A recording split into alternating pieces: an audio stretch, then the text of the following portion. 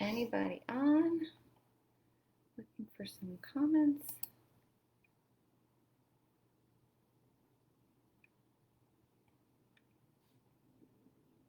Yay! Hi, Lee. I got it.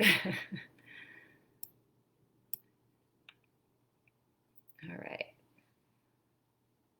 Looks like we have a couple people joining. Hi, everybody. My name is Heather Sachs. Why don't you guys comment and let me know who is here, where you're from. Say hello. Make me not feel like I'm just talking to myself. Good morning.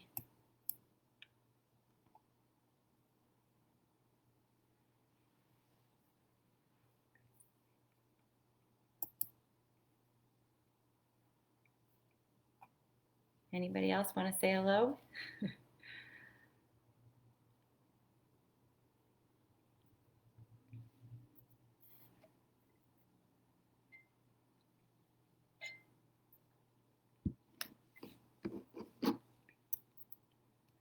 Western North Carolina. It's a beautiful spring day. Well, it's back down to 30 degrees here in New Jersey. It's freezing this morning, but it's supposed to be 75 by Sunday, so go figure.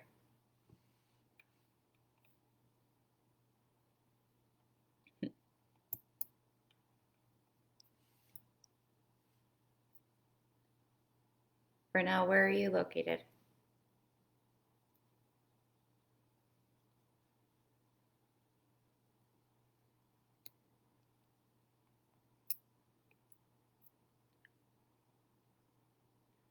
See a couple more people on. Say hi. Where are you guys coming from? Getting this.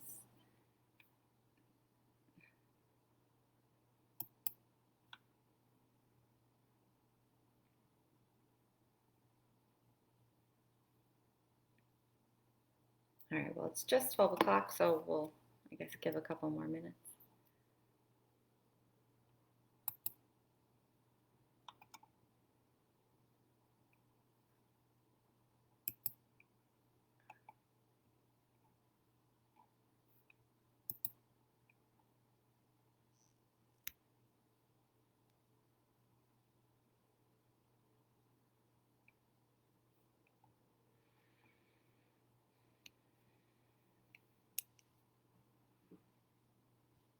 Well, Lee, let me know if I guess I should give it another 5 minutes when to get started. And if you can hear me okay, I'm getting a notification that my FPS is too low. But that doesn't feel like something that we can get into now.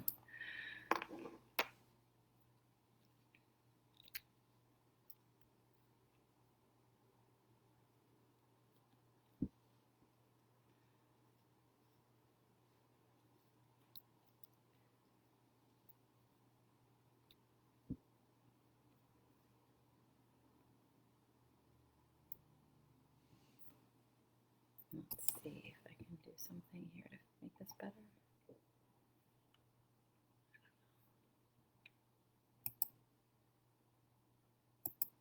Go ahead and get started. Okay. Hi, Bob. Bob Earl, the one and only. Okay, cool. I guess we'll go ahead and get started. There are a couple folks here. Yeah, that was the, nope. Okay, go ahead and get started. Thanks, Lee. Well, hi, my name is Heather Sachs. I'm a registered dietitian and very excited and happy to host this week's Build Up Dietitians Facebook Live. I was very flattered to be asked to do this. I feel like, I've been doing this for just over 15 years. This is now 16 years. And to kind of take a moment to go back and retell my story was interesting. I've had quite a journey, and it's easy to forget as you're living through it. So I'm happy to share and happy for the opportunity. Just a little about me. Nutrition for me, like many, was a second career. I started in advertising. I wanted to be a creative person, come up with campaigns for different marketing campaigns. I grew up in a very healthy household. We definitely went to the health food store a lot, and I made lots of veggie platters growing up, but we also had a lot of balance in our house. There were Malamar cookies in the freezer and, other treats. So I definitely learned from an early age how to incorporate all types of foods into a healthy diet. But I never really considered a career in nutrition. My love was in advertising. I wanted to be, Angela Bauer from Who's the Boss, or Heather Locklear from Melrose Place. I wanted to come up with the creative stuff. And so I went back to school. I went to, undergraduate school for marketing and got my degree in business administration and marketing. And I started to work for a small interactive advertising agency doing media buying and media planning for a lot of pharmaceutical clients. And I started working on a lot of diabetes clients. Hi, Jamie. I started working on a lot of pharmaceuticals, diabetes resource centers, and developing content, and really fell in love with the nutrition as a career, the idea of that. And at the same time, I was actually working with a registered dietitian personally, Carrie Glassman. And I remember feeling like, I loved what I was doing. It was about 3 years at the time. I was just 3 years out of school, but I really wanted to impact someone rather than something. And I felt that connection with Carrie, and it was time to make, the first of many jumps to follow. So, hi, Monica. So I made the jump. I went back to grad school at NYU and got a master's in clinical nutrition and became a registered dietitian. And when I finished that program after about 3 years, I missed the something. I missed the business side of it. So I really went back to what I knew I was comfortable with. The nutrition piece was still very new. I went back to the marketing piece and found a brand that I loved and where I could integrate nutrition, and found that, that first little sweet spot between the two, and landed my first role as a nutrition manager for a company called Glaceau, which at the time made vitaminwater and smartwater and some other smaller brands. And it was great. I did a lot of ingredient education. We had a huge field team at that time, and vitaminwater had so many ingredients in the bottle. So there was a lot of the biochemistry and vitamins and minerals that I had learned just recently in grad school. So that was great. And then about 7 months into my time at Glaceau, the Coca Cola Company came and acquired all of Glaceau. And that was a very big change. First nothing changed, and then everything changed. And really, for me, I think that was what got me on the track that I'm on now. I was pulled into the world of science and regulatory affairs by Bob Earl, who's on here, and Rona Applebaum, and an amazing team. And I really learned the science and regulatory affairs side of things, which unfortunately they don't teach in grad school. And it's a really important, impactful way for dietitians to get involved in brands and food and beverage. So I learned from the best at Coke. I learned about the FDA regulations. I learned how to substantiate claims. And I feel like I learned in a very strict environment. It wasn't if FDA is going to come asking, it's when. And you have to have your support and substantiation ready to go. And I also got to work with some really incredible lawyers at Coke. I learned a lot just from watching and listening to them. And I think ultimately I honed in on a very special sweet spot, which I think sets me aside from the rest, to be able to look at where the brand wants to say this, marketing wants to say this about the product, creative wants to execute it like this, the law, the regulation says this, and what does the science say? Pulling all those things together and finding a communication that actually means something and impacts customers. And I really enjoyed that, and I wanted to continue to work on that. At Coke, I was able to also work with the communications team and political affairs team, which was really interesting. Got exposed to a lot of interesting conversations and interesting people, and really start to grow my network. I was at Coke / Glaceau for over 9, just shy of 10 years. And it was a long time, and I went through a true development of roles, but it was time for a change. At the time I had a 1.5-year-old. I was, relatively newly married and wasn't planning to move down to Atlanta anytime soon. So things changed, and my time at Coca Cola / Glaceau ended. And about 4 months later or so, in 2016, I joined Kind Snacks as the Director of Regulatory Affairs. I was terrified to accept that role. Jamie, you were a part of that process. We talked a lot about this. It was a big jump for me. I didn't feel that I was, ready, but fake it till you make it, and I made the leap, and I'm so grateful that I did. It was a very interesting time to come into Kind. Kind had just had their dust up with FDA over the use of the word healthy. I don't know if anyone is familiar with that. Google it, or it's a very interesting story. The definition for healthy was very much outdated, and Kind pushed back on FDA and helped influence this interim definition that we all use now. And when I came in, Kind had just gotten this warning letter from FDA about the use of the word healthy, but as warning letters go, it's not just the one issue. It's here's the one issue, and here's 150 other things that are wrong with your labels. Go ahead and change them now. So that was my first task, to go in and to review every single label. Bob remembers every single label. And making sure that we had the proper substantiation for every, nutrient content claim, formula claim, everything. And Kind had, I think at the time, probably about 100 products or so. So it was a very big undertaking, but I really was able to go through and familiarize myself with this huge new portfolio at the time. And then my next task there was to put in place an actual claims review process. And having come from Coke, to implement something like this at Kind, I was really able to use everything that I had learned over those years and put something in place that was going to be sustainable and comprehensive enough to really substantiate all of our claims. And if you're familiar with the Kind products, there are a lot of claims. So I was also able to teach and do a lot of nutrition education and product education for our teams at Kind, and work on some really interesting projects that I enjoyed very much. Kind implemented some research that came out of USDA about the actual amount of calories that are absorbed from nuts being fewer than what was previously believed. We implemented that on our packaging and substantiating that. It was an extensive project.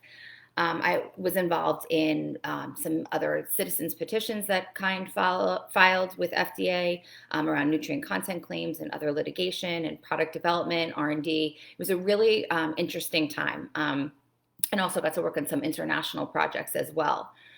Similar to Coke acquiring Glaceau, Mars came in and acquired, first partially a minority investment and then fully acquired Kind.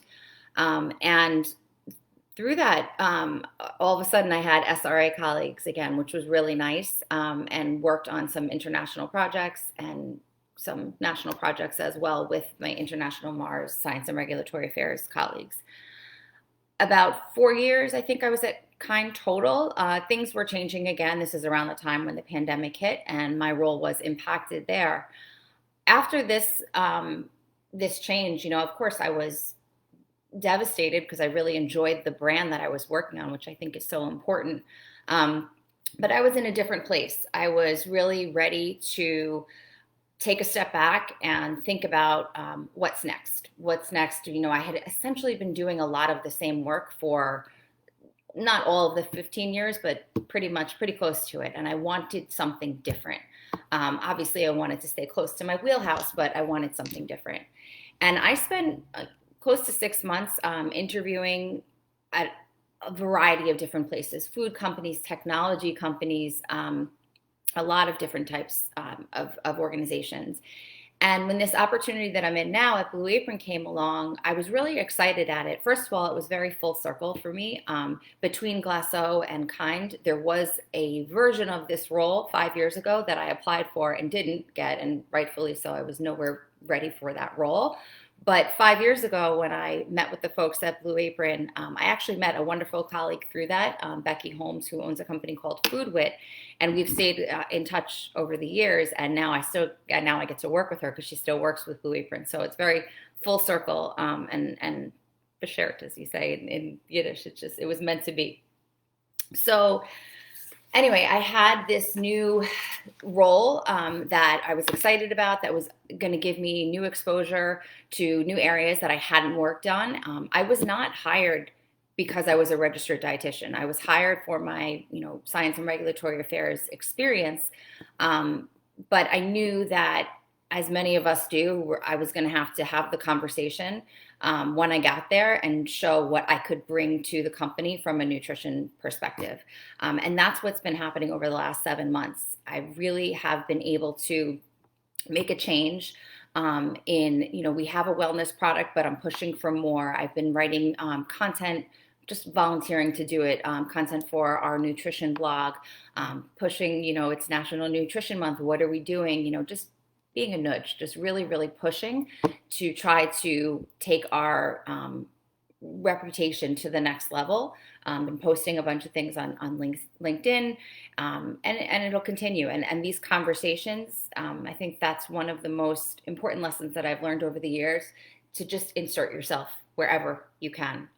The more piles you're in, the more conversations, the more projects you get pulled into. I had a conversation last week with our internal communications team, and then they reached out to me this week. They want me to do a, fireside chat for the entire Blue Apron company. It's Women's History Month, but it's also, now I told them, National Nutrition Month.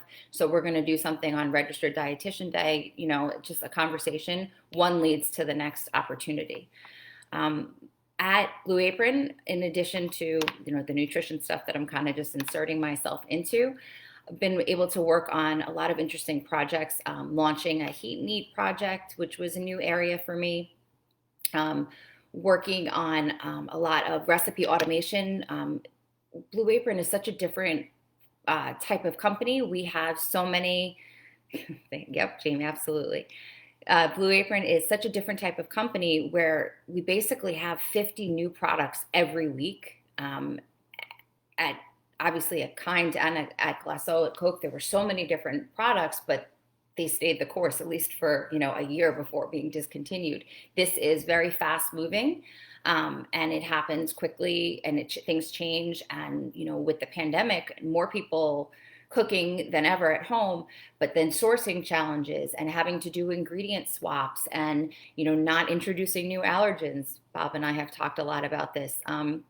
Making sure our customers have the most up-to-date nutrition information if things need to change, working cross-functionally with various different teams, from procurement to our culinary team, who's essentially the R&D team in this company, working with our communications teams, working with just food safety and quality as well. So it's been really interesting. And then another new area that, thanks to Blue Apron, I've been pulled into, is dealing with recalls if they come up. Fortunately, knock on wood, there haven't been any so far, but my responsibility is to facilitate that recall team and the process should that happen.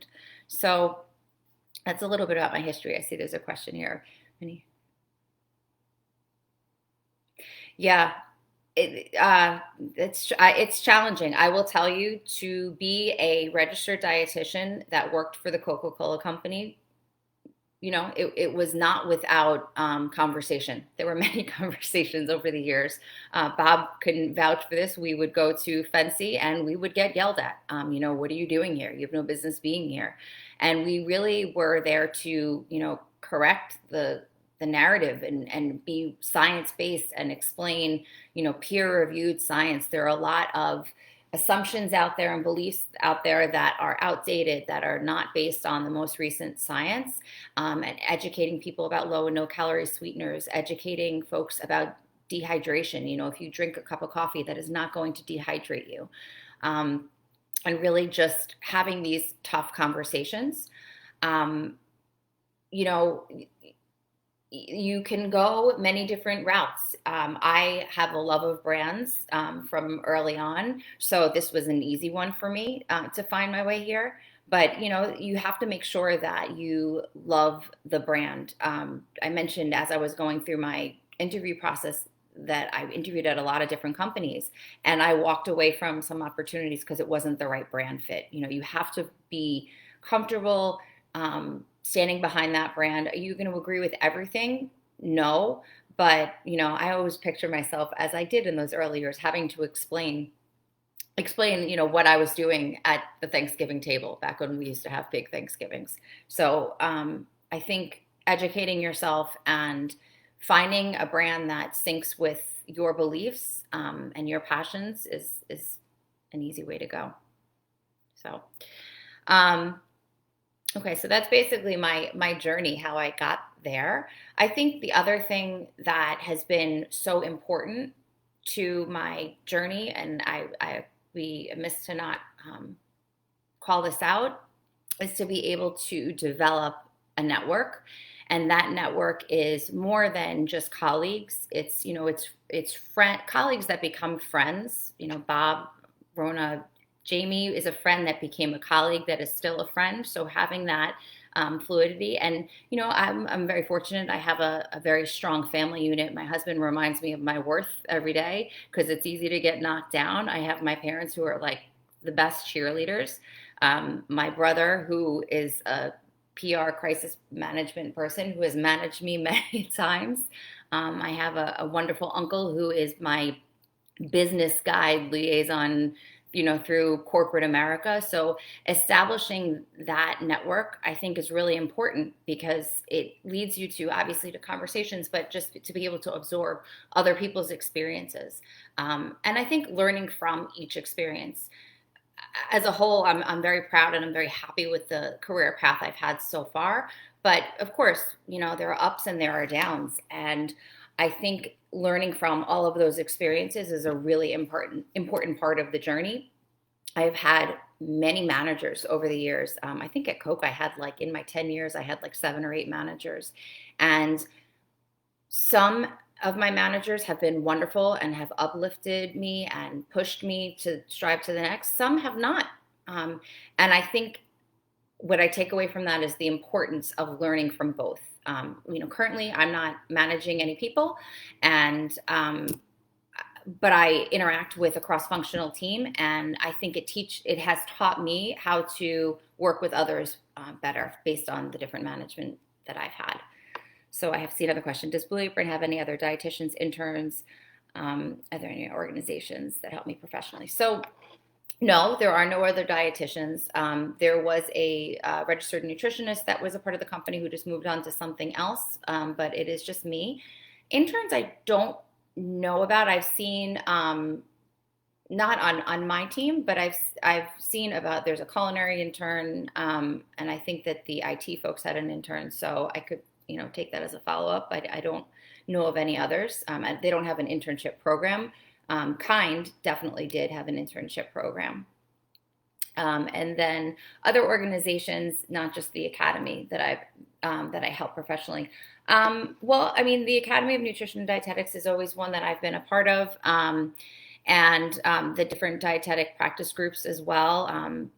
Beyond that, no, there are not any. I really enjoy the groups on LinkedIn, Build Up Dietitians being one of them. There's a food labeling, food consulting. Those I find to be really great, useful tools for me.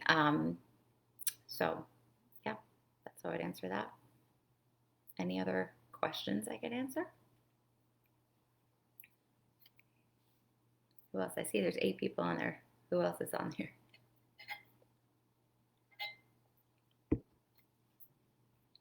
Anything?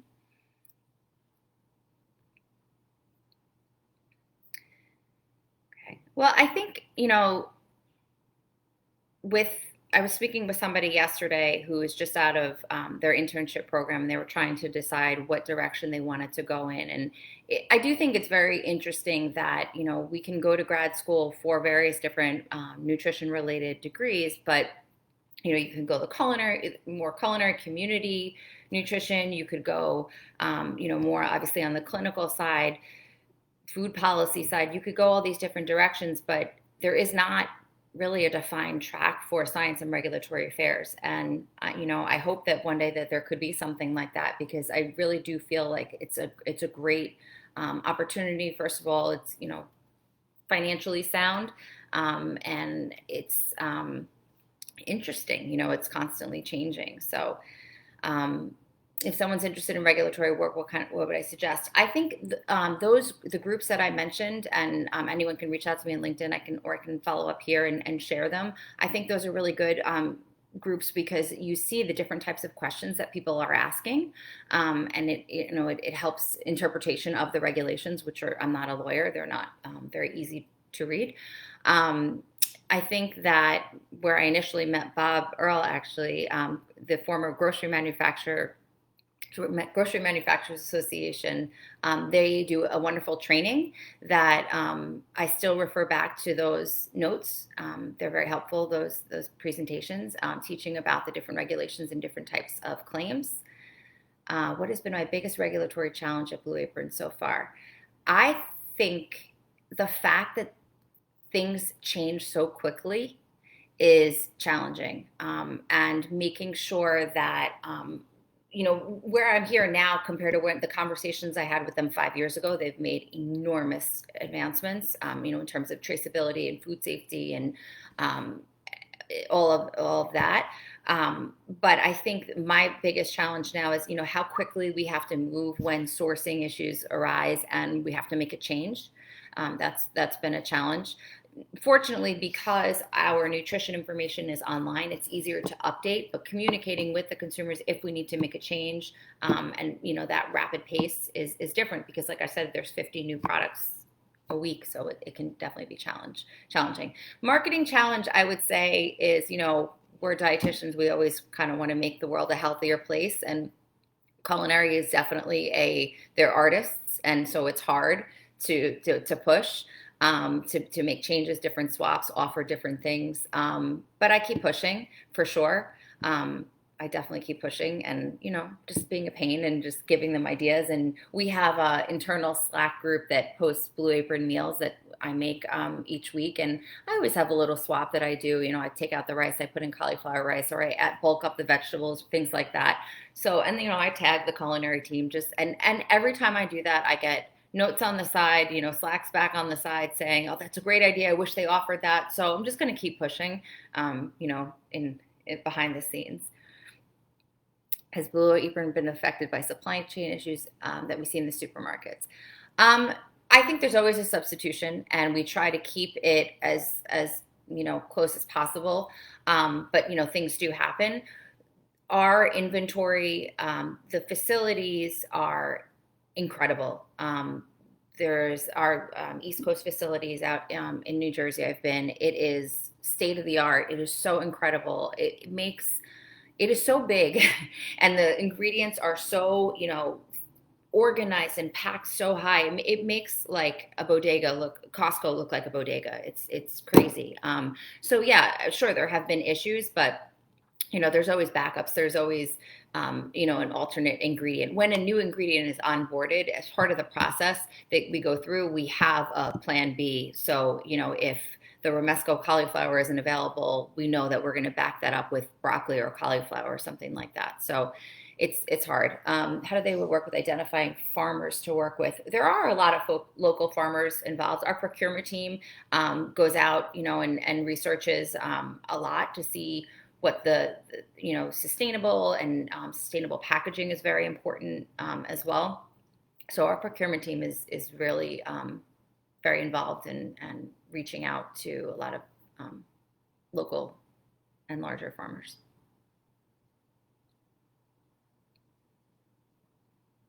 All right. Any other questions I can answer?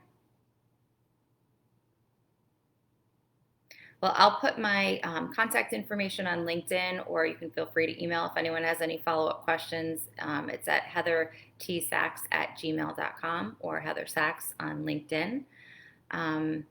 That's a great idea, mixing the cauliflower rice. Yep. I'm really pushing for ground lupin. I love ground lupin. I don't know if anyone has ever used it. You can almost treat it like a couscous.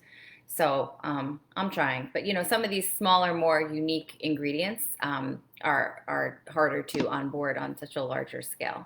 So if anyone has any other questions, again, feel free to reach out, heathertsachs@gmail.com, or on LinkedIn, Heather Sachs. Feel free to connect. Thank you all for your time. And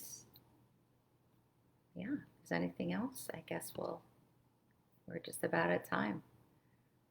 I still make the boards, by the way. If anybody likes that, I actually started an Instagram handle for that. It's called at the board wife. I'm not a board wife, but I just thought that was funny. So the board wife. I'll put that in my contact, my follow up as well. I love making big vegetable platters. How big is the culinary team? I think it's about. Hi, Rona. I think the culinary team is probably I haven't met them all. It's been hard, being remote. I think they're probably about 15, 10 or 15 people. Cool. All right. Well, thank you for tuning in and have an awesome weekend. Bye.